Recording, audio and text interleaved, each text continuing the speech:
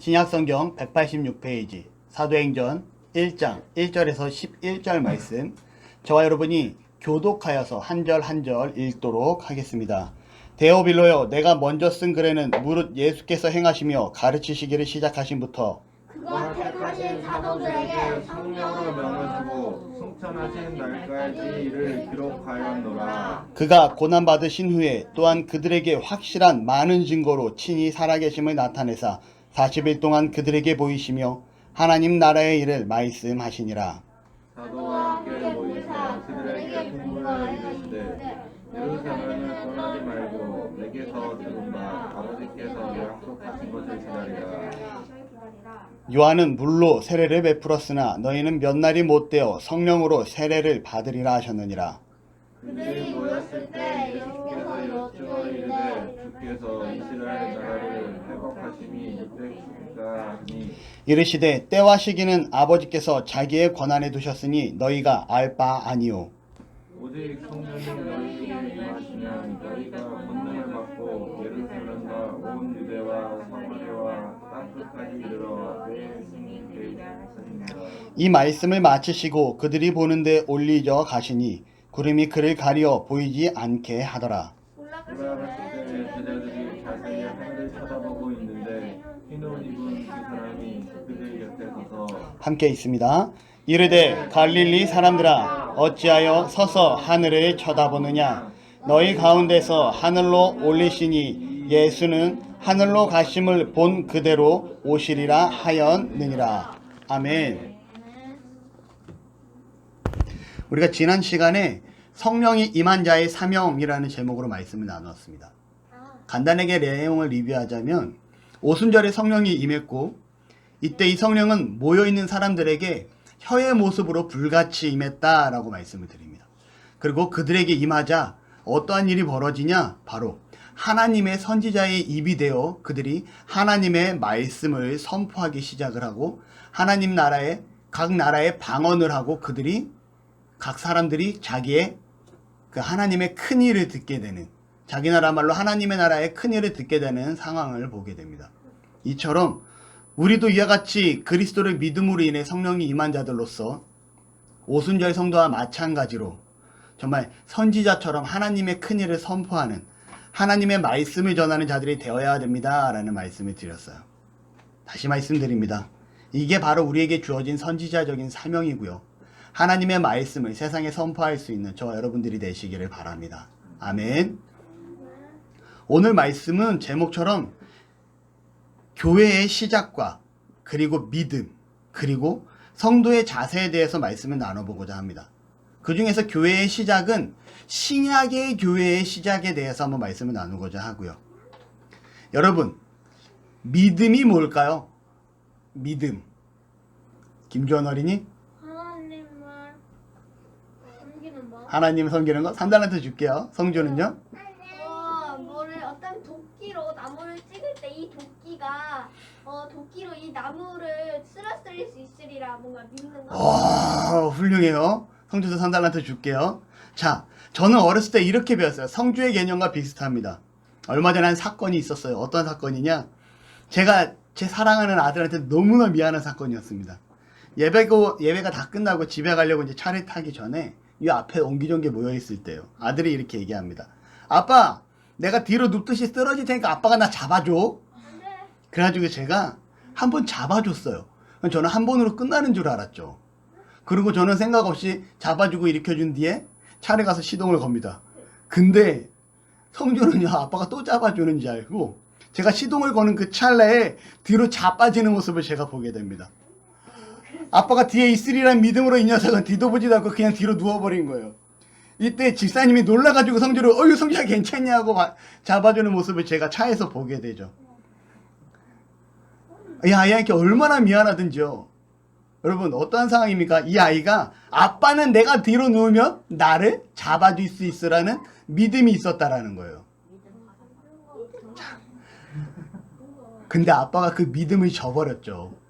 아무튼 중요한 사실은 바로 제가 배운 믿음은 이런 거예요. 여러분이 지금 앉아있는 의자, 이 의자도 나의 몸을, 내 무게를 충분히 지탱하고 내가 앉아있을 수 있도록 나에게 맞게끔 제작될 거라는 믿음이 있기 때문에 우리가 아무런 의심 없이 이 의자에 앉아있을 수 있다라는 거죠.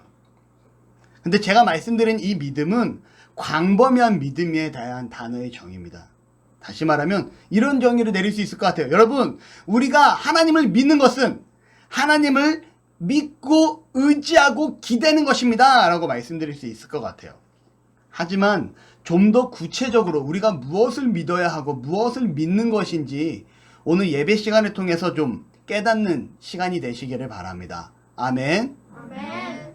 우선적으로 좀 타종교에 대해서 좀 알아봤으면 해요. 세계에 4대 종교가 있습니다. 뭘까요? 천주교 아니에요. 세계의 4대 종교. 알라. 인도, 자, 어떤 거 있는데? 기독교, 힌두교 말라. 이슬람교 말하려 했어. 어떡해. 불교, 힌두교. 세계의 4대 종교입니다. 가장 큰 세계의 4대 종교죠. 여러분, 불교가 믿는 것은 무엇이냐면 무엇을 믿을까요? 부처님을 믿는 거라고 생각을 하죠. 그런데 석가모니, 시타르타, 중요한 건요, 불교는요, 실질적인 믿음은 무엇이냐면 마음을 깨끗하게 해서 열반의 경지에 도달한다가 이들의 믿음이에요.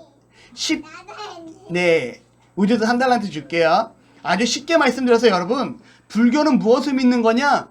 내가 열심히 나를 깨끗해 하고 자비를 베풀고 나를 청결하게 만들므로 내가 신의 경지에 올라간다라는 게 믿음이에요. 아시겠어요? 두 번째로 힌두교의 믿음은 뭘까요? 힌두교는요, 인도의 종교라고도 불리고요. 소를 신성하게 여겨요. 맞아요. 돼지고기 안 먹어요. 네, 그 중에서도 암소를 신성하게 여겨요. 자, 여러분, 인도의 종교라고도 불리고 브라만교라는 교회하고 인도의 토착 신학하고 융합되어서 불교의 영향을 받은 게 힌두교다라고 얘기를 해요. 그러다 보니까 힌두교는요, 너무나 다양하고 너무나 복잡해요. 신이 3,300만 명이라 그래요. 아니? 근데 이 3,300만 명의 신이 범신론이라서 또 하나의 신이라고도 얘기합니다. 되게 복잡한 구조를 가지고 있어요. 그래서 힌두교는요, 무엇이 믿음이다 라고 정의하지 못해요. 그러면 또 다른 종교가 뭐가 남았죠? 이슬람교가 있죠. 알라시? 여러분, 이슬람교는 뭐냐면 무슬림이라고도 얘기합니다. 알라라는 신을 믿는데 이는 우리가 믿고 있는 하나님과 동일한 신을 가리켜요. 알겠어요? 알라 신은 하나님을 가리키고 있습니다. 그런데 문제는 뭐냐면 이슬람교는 예수님을 믿지 않아요. 예수님을 부정하고요. 성령님 또한 믿지 않고 오직 하나님만 한 분 유일하신 신이다 라고 얘기합니다. 더 나아가서 그들은 마호메트 혹은 무하마드라고도 얘기하거든요. 무하마드라는 자가 하나님으로부터 알라에게 계시를 받아서 이슬람교를 창시했다라고 얘기를 해요. 그리고 그 무하마드가 받은 계시는 그들이 쓰고 있는 경전 코란에 기록되었다라고 얘기를 해요. 여러분, 근데 하나 알고 넘어가야 될 사실이 뭐냐면 아브라함이 자녀를 낳습니다. 하나님이 너의 씨에서 사라를 통해서 자녀를 허락하겠다라고 말씀하셨는데 아브라함이 기다리지 못하고 누구를 통해서 아이를 낳죠? 하갈의 몸종인 누구? 실바를 통해서 하갈을 통해서 이스마엘을 낳게 돼요. 실바가 아니라 하갈을 통해서 이스마엘을 낳아요. 사라의 몸종인 하갈을 통해서 이스마엘을 낳게 되는데 이 이스마엘을 통해서 진행된 역사가 바로 이슬람교고요. 하나님께서 약속하신 사라를 통해서 진행된 그 역사, 바로 이삭을 통해서 진행된 역사가 바로 무엇이다? 기독교다라고 말씀을 드릴 수 있어요. 여러분, 다시 말하면 이삭의 이복형이었던 이스마엘을 통해서 내려온 게 이슬람교라는 거죠. 여러분, 간단하게 타 종교에 대해서 알아봤어요. 그렇다면 우리가 믿는 기독교는 도대체 무엇을 믿으며 무엇을 따르는 것일까요? 우리가 믿는 기독교. 자, 여러분 한번 이걸 생각해 보자고요. 여기에 이슬람교, 불교, 힌두교의 공통점이 있습니다. 김주연, 신을 섬기는 거 우선 틀렸지만 3달란트 줄게요. 차성주 믿는 거. 그거를 믿는 거. 네, 어쨌건 발언했으니까 3달란트. 차효주 뒤에 교가 붙어요. 뒤에 교가 붙어요. 네, 그쵸. 다 교가 붙죠. 네, 뭐 마음엔 안 들지만 3달란트. 말만 하기만 상관없어요. 여러분, 아무튼 중요한 건요. 다 커요. 자, 들어봐요. 네. 불교는요, 마음을 청정하게 함으로 신의 경지에 이른다고 얘기를 해요. 누가 노력하는 겁니까? 내가 노력하는 거예요. 힌두교는요, 너무 다양해서 믿음도 정의할 수 없지만 구원도 정의하기 어려운 부분이 있어요. 하지만 그들은 어떻게 얘기하냐? 본인의 노력과 수고와 결과에 따라서 다음 생에 죽었다가 다시 태어날 때, 이걸 윤회사상이라고 그러거든요. 다음 생에 다시 태어날 때 좀 더 높은 신분으로 태어날 수 있고, 그렇기 때문에 우리는 보다 이 땅을 살아갈 때 노력하며 바르게 살아야 된다가 바로 힌두교의 구원의 사상이에요. 내가 어떻게 해야 돼요? 노력해야 되는 거예요. 세 번째, 이슬람교는요, 뭐냐? 알라만을 믿고 따르면 구원을 받는다예요. 알라가 나를 통해서 믿게 하는 거예요? 아니면 내가 알라를 믿고 따르는 거예요? 내가 알라를 믿고 따르는 거예요. 여기서 말하는 중요한 세 가지 공통점은 뭐냐면, 내가 노력하고 내가 수고해야지 내가 구원을 받고 좋은 자리에 갈 수 있다라는 거예요. 믿음의 시작, 신앙의 시작이 신으로부터, 하나님으로부터 시작이에요? 나로부터 시작이에요? 나로부터 시작되고 있다라는 거예요. 이슬람교나 불교나 힌두교는 믿음의 시작이 나로부터, 내가 열심히 하면, 내가 최선을 다하면, 내가 부지런히 하면 나부터 시작되고 있다라는 거죠. 그런데 여러분, 인간의 힘으로 될 수 있는 것은 신앙이 아니에요. 그건 노력입니다. 인간의 힘으로 할 수 있는 건 종교가 될 수 없는 거예요. 왜냐하면 누구나 할 수 있는 거기 때문에. 내가 할 수 있는 건 누구나 할 수 있는 거예요. 그렇죠. 그것처럼 그곳에는 감사가 있을 수 없어요. 왜요? 내가 노력해서 내 경지에 올라갔는데 내가 감사할 이유가 뭐가 있어? 내가 드러나는 겁니다. 내가 노력해서 이뤘는데 내가 무엇을 영광 돌리고 할 필요가 무엇이 있어? 내가 했는데. 그런데 여러분, 기독교는 어떻게 되냐? 나로부터가 아니에요. 바로 하나님으로부터 시작되는 종교임을 기억하시기 바랍니다. 아멘. 뭐로부터 시작이라고요? 하나님으로부터. 우리가 성경을 보게 되면 여러분, 열심을 내면 구원을 받습니다 라고 얘기하는데 맞나요? 아니죠. 성령이 내 안에 역사하심을 통해 내가 예수 그리스도가 믿어짐을 통해 구원을 받는다라고 얘기를 해요. 성령이라는 하나님께서 내 안에 역사할 때 구원을 받습니다. 하나님으로부터 시작인가요? 나로부터 시작인가요? 하나님으로부터 시작이라는 거죠. 여러분, 우리가 하나님께 헌금을 드리는데, 하나님, 제가 이 헌금을 드리면 하나님 이 헌금을 기뻐하시고 나에게 많은 복을 주시기 바랍니다 할까요? 아니면 하나님이 나에게 모든 것을 다 주셨기 때문에 나에게 청지기로 허락하심에 감사하여 나의 마음의 중심을 물질로 표현합니다 할까요? 나의 마음의 중심을 물질로 표현하는 거죠. 하나님이 나에게 모든 것을 다 주셨어요. 그의 감사의 보답이 우리가 물질로 드러나는 게 헌금이라는 겁니다. 11조도 당연히 하나님 나에게 물질을 주셨으니까 이 물질에 대한 감사로 제가 하나님께 드립니다예요. 아시겠어요? 하나님, 제가 11조를 드리니 저에게 복을 주세요가 아닌 거죠. 아시겠습니까? 하나님이 나에게 주신 것에 대한 감사예요. 이처럼 교회는 무엇이냐? 나로부터 시작되는 것이 아니라 하나님으로부터 시작돼서 우리가 거기에 따른 반응으로 나아가는 것이 바로 기독교임을 기억하시기 바랍니다. 아멘. 다시 말씀드리자면 종교는요, 나로부터 시작되어야 되는 것이 아니라 하나님으로부터 시작되어야 되는 것임을 기억하시길 바라요. 아멘.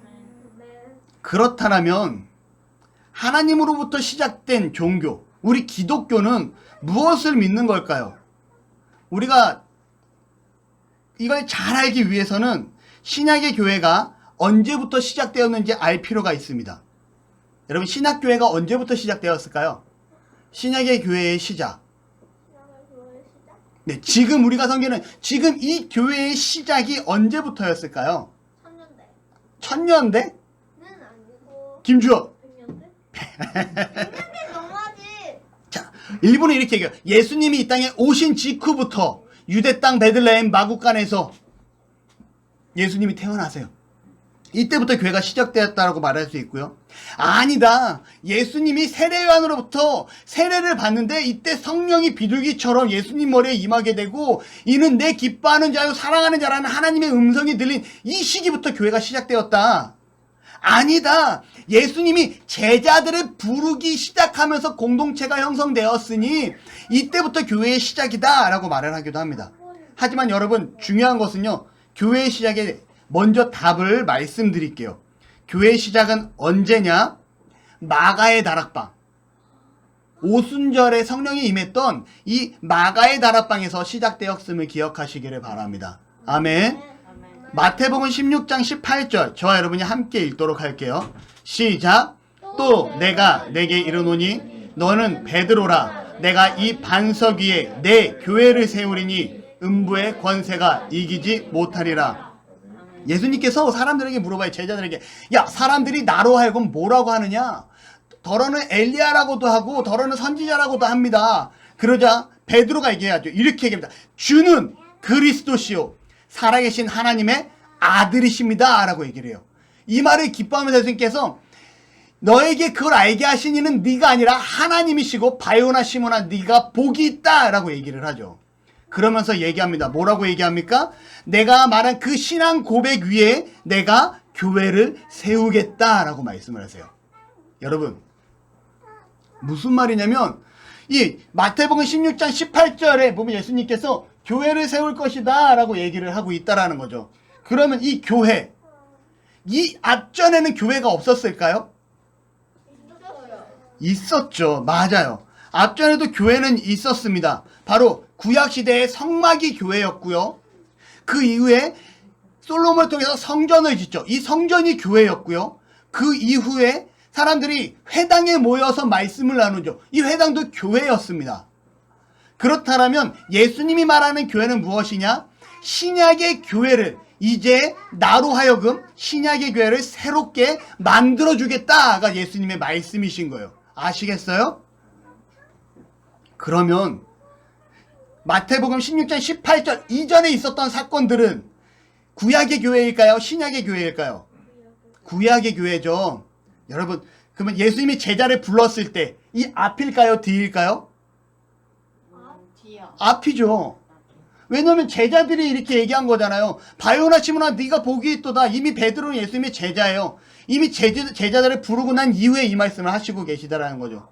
그럼 예수님이 세례 받으시기 이 말씀을 중심으로 예수님이 세례를 먼저 받았을까요? 나중에 받았을까요? 먼저 받았죠. 예수님이 세례를 받고 그 다음에 40일 동안 금식 기도를 하시고 그 다음에 예수님이 뭘 하세요? 제자들을 부르기 시작을 하시잖아요. 자, 그럼 여러분 예수님이 교회를 세우시겠다 했는데 이 교회를 세우시겠다는 내용은 무엇이냐? 우리가 이걸 알았으면 좋겠어요. 예수님이 이 땅에 오셨습니다. 하나님이신 예수님이 이 땅에 오셨어요. 믿으시나요? 네. 아멘. 예수님이 이 땅에 오셨고 고통 가운데 십자가에 못 박혀 돌아가셨습니다. 믿으시나요? 네. 누구의 죄 때문에? 우리 나의 죄 때문에.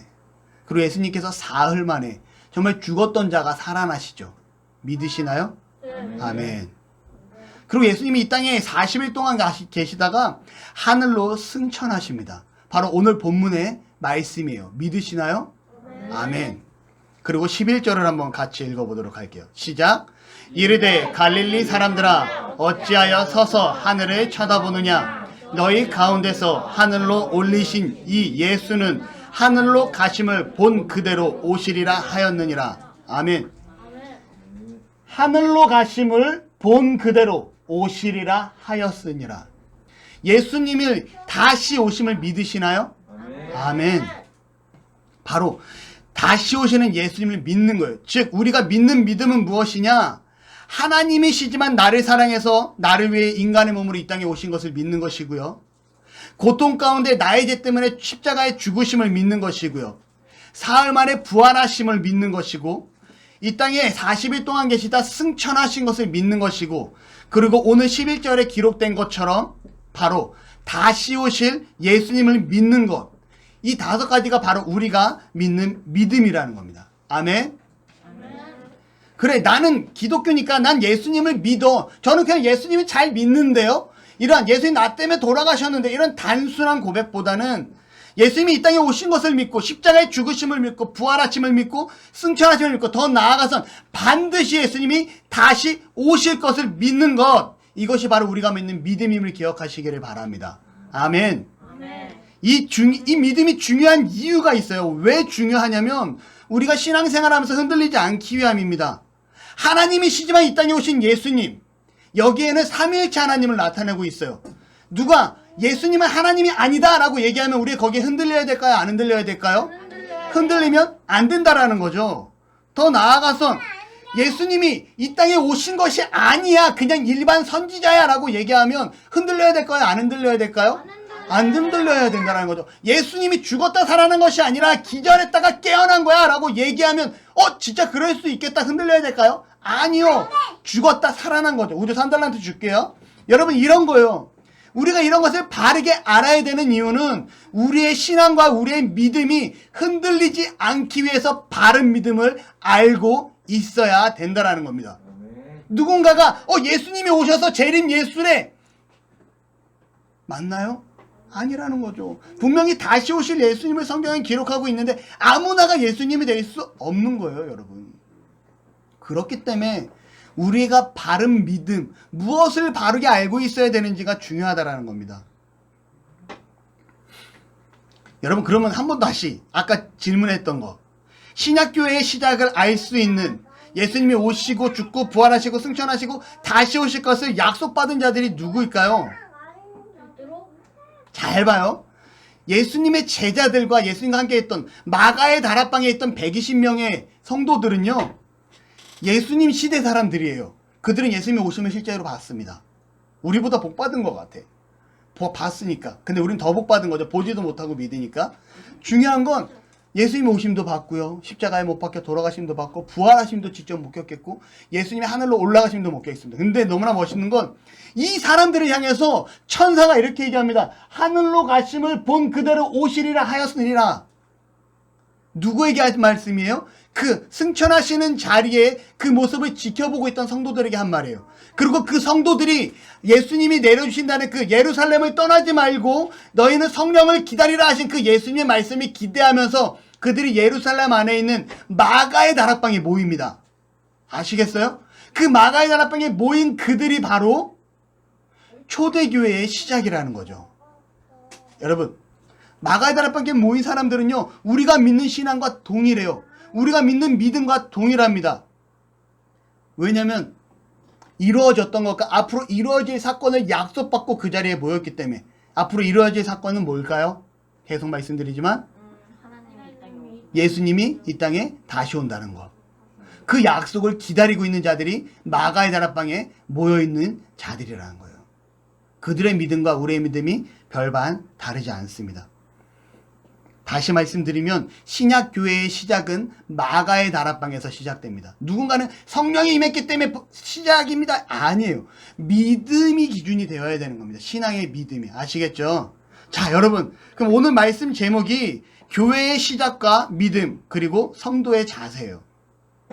이제 교회의 시작이 어떻게 됐고 우리가 무엇을 믿어야 되는지 알았다면 우리의 자세가 있어야 되는데, 여러분, 그리스도인이 되면 우리가 성도의 자세에 대해서 참 다양하게 말씀드릴 수 있을 것 같아요.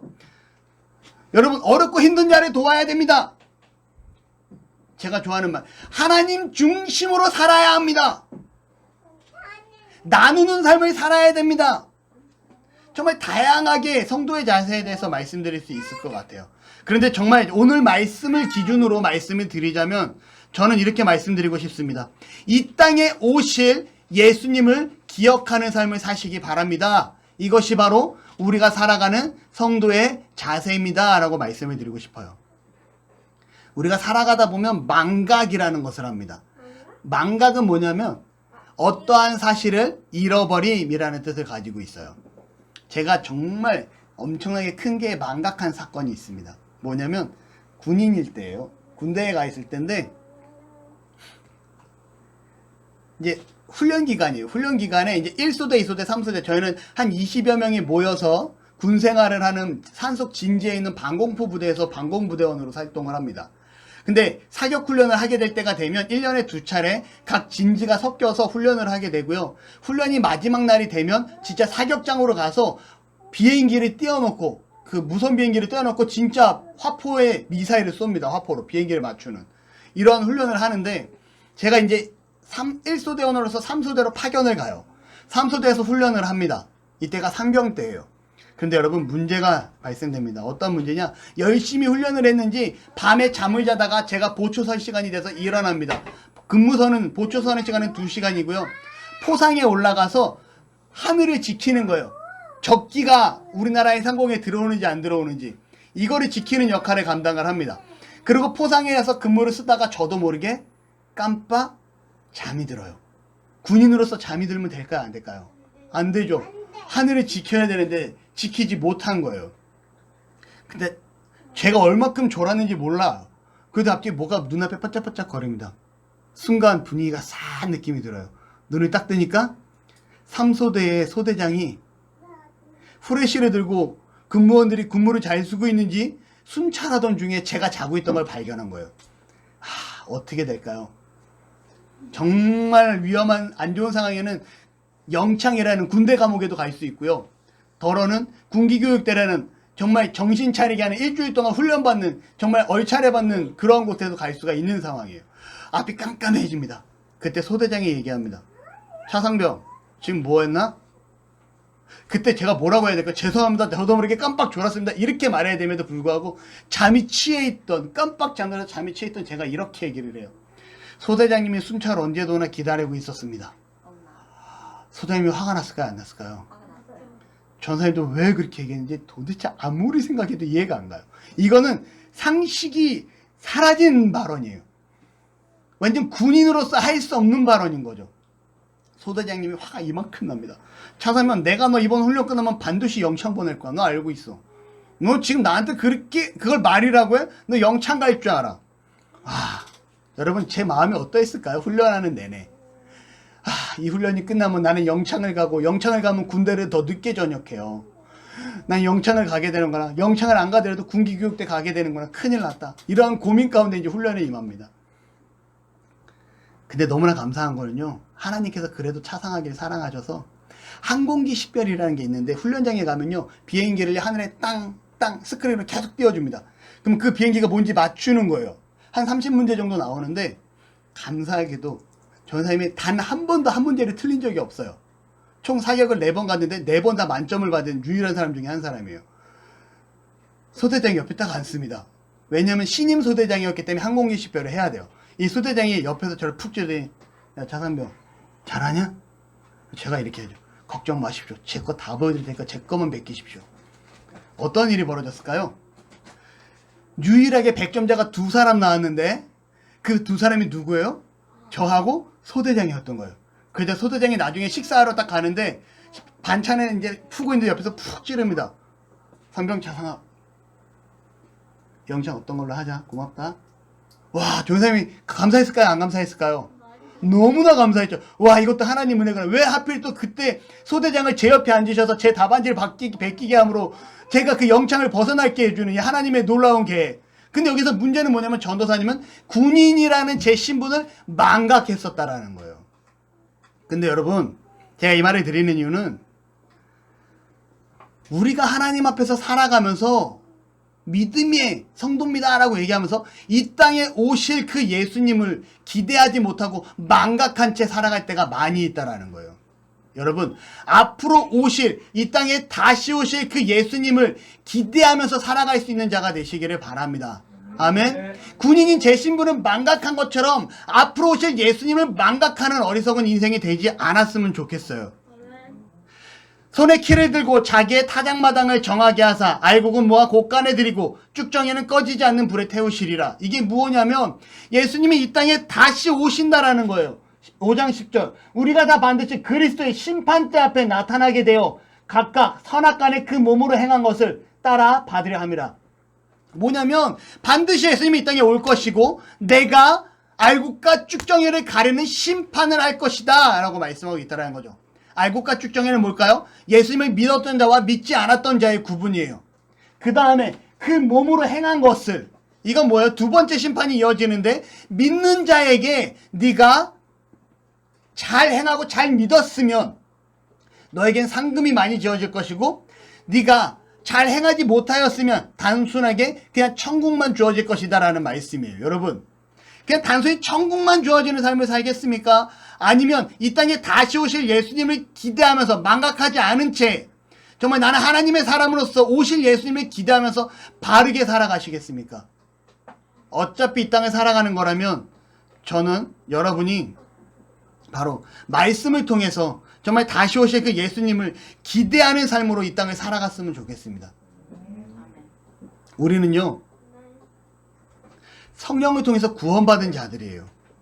구원받은 자들이라면 이미 우리에게는 하나님의 심판대 앞에 섰을 때 알곡과 가라지 중에서 알곡으로 구분되어진 자들입니다. 알곡으로 구분되어졌다면 우리가 이제는 무엇을 해야 되냐? 정말 다시 오실 예수님을 기억하고 그 말씀 안에서 바르게 살아나아갈 수 있는 은혜가 있기를 바랍니다. 아멘. 그러한 삶이 그리스도인다운 삶으로 정말 훌륭한 믿음의 성도가 될 줄로 믿습니다. 기도하겠습니다. 할렐루야. 하나님, 참으로 감사합니다. 우리를 사랑하시고 이렇게 하나님 앞에 불러 예배 가운데 말씀을 나누게 하시니 감사합니다. 우리의 믿음이 바르게 하시고 무엇을 믿는 것인지 바르게 알게 하시고 이 믿음을 통하여 정말 이 땅에 정말 다시 오실 예수님을 기대하게 하시고 예수님이 오셨을 때 잘하였도다 칭찬받을 수 있는 믿음의 성도들 될 수 있도록 주장하시고 함께하여 주시옵소서. 감사드리며 예수님의 이름으로 기도드립니다. 아멘.